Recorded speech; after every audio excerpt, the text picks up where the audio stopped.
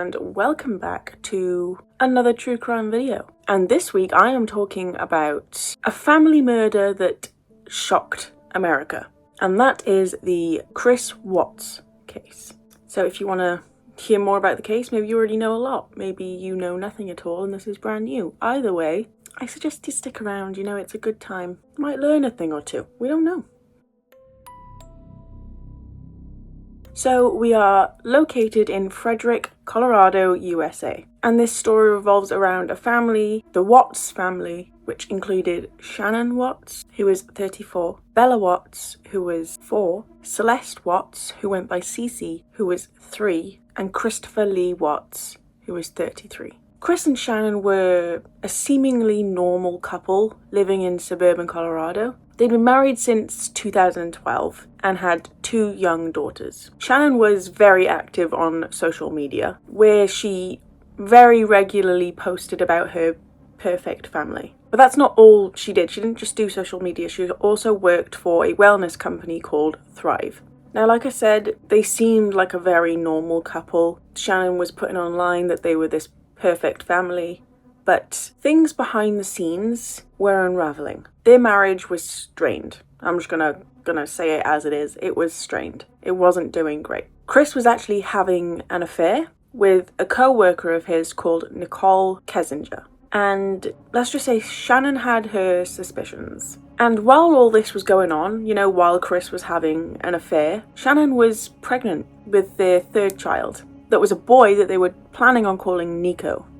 I'm going to tell you all about the day of August 13th, 2018. Shanann returns home from a business trip at around 2 a.m. By 9 a.m, her friend Nicole Atkinson became very concerned when Shanann missed a doctor's appointment and wasn't answering her calls. So following this, Nicole went to the Watts house and then called the police for a wellness check. When the police arrived, Chris seemed oddly calm. He gave the officers permission to search the house. Shannon's purse, phone, and keys were all still there, and her car was in the garage. But there was no sign of Shanann and the girls, so she just left without anything. She didn't need her phone in case of an emergency, didn't need her purse just in case she needed to buy something quickly, didn't need her keys just in case Chris went out, didn't need her car. Given all that, she must be fairly close, right? She should be local.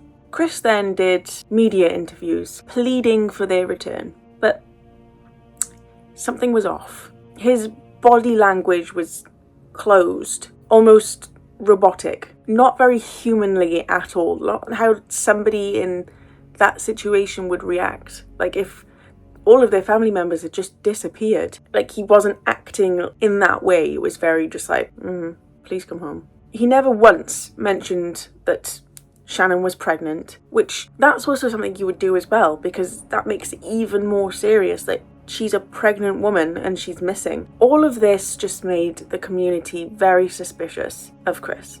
Within days of the investigation, the police discovered quite a bit. One being that Chris had a mistress, Nicole Kessinger, but not only that, they discovered that she had been researching how to delete phone data and Amber Frey. Now, Amber Frey was a mistress of convicted murderer Scott Peterson. And that's just the first thing. That's the first thing they found. Scott also failed a polygraph test during his questioning. Surveillance footage from a neighbor's security camera showed Chris backing his truck into the garage. Garage. I'm not American. Garage. The footage showed Chris backing his truck into the garage the morning that his family disappeared, which is something that he apparently never did. And then, this is all within the first few days. Under pressure, Chris confessed to killing Shanann, but he said that he did it because she had first killed the children. They questioned him more about that, because obviously, what do you mean she killed the children? Why didn't you call the police if she was doing that instead of killing her? So they kept asking those types of questions, and eventually Chris revealed the full truth.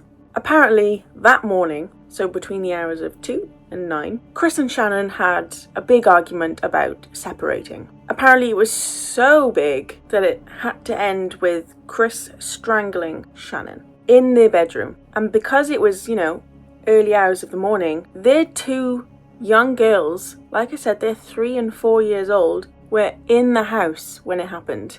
He then proceeded to load Shannon's body into the back of his truck while his 2 daughters were still alive and very confused, had to ride in the truck with their dead mother's body. He drove to an oil site that was owned by his company, where he didn't only decide to dump the body, I will get to that part in a minute. He firstly decided to smother Cece, and then once she was dealt with, he moved on to Bella. Heartbreakingly, Bella is believed to have fought back and begged Daddy no before she was killed. After all 3 of them were once again dealt with, he buried Shanann in a shallow grave and then proceeded to stuff both of the girls' bodies into 2 oil tanks.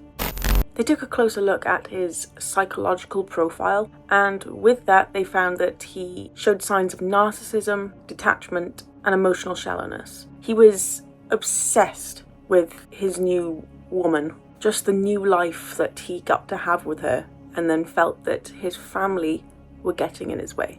They mentioned the fact that he managed to keep a very calm, even pleasant demeanour during the initial interviews, which really disturbed the investigators. He later then admitted that he wanted a fresh start and just didn't want to deal with a messy divorce and child support. After all of this was brought to a courtroom, Chris didn't stand a chance. He was charged with 5 counts of first-degree murder. That includes 2 more for the 2 children under the age of 12. Unlawful termination of a pregnancy, and tampering with a deceased body. He pleaded guilty, great, but only did that to avoid the death penalty. On November 19th, 2018, Chris Watts was sentenced to 5 life sentences without the possibility of parole, and he is currently serving his life sentence at Dodge Correctional Institution in Wisconsin. This case was so big in America. Like I said, it was like the most shocking family murder in America. It actually inspired a Netflix documentary which was described as chilling by most. The Netflix documentary was American Murder: The Family Next Door, built almost entirely from real texts, footage, and even police recordings. So if you want a deeper dive into this case, then I suggest going to watch that. It's chilling. After Chris was sentenced, Nicole went into hiding, his mistress. She didn't want to be found. And Shannon's family have now become advocates for domestic violence victims. And as for their family home, it remains vacant, unsold, and it's viewed as a modern-day haunted house. I just can't wrap my head around this entire case.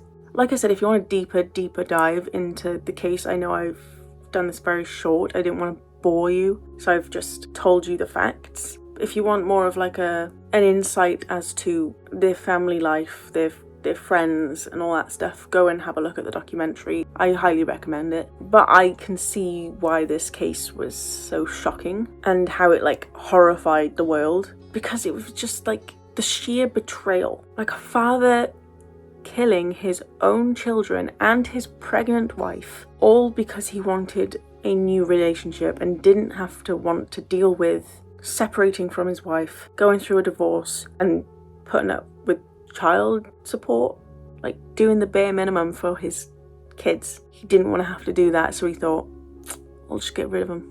And like I said, she was on social media. She was posting their perfect family on social media. So the contrast between this fake, happy social media presence that he'd been showing everyone and the monster behind the mask, if you want to say, it's so different. And it's what makes this story truly unforgettable. I will be back next week with a brand new true crime story, and I hope I will see you there.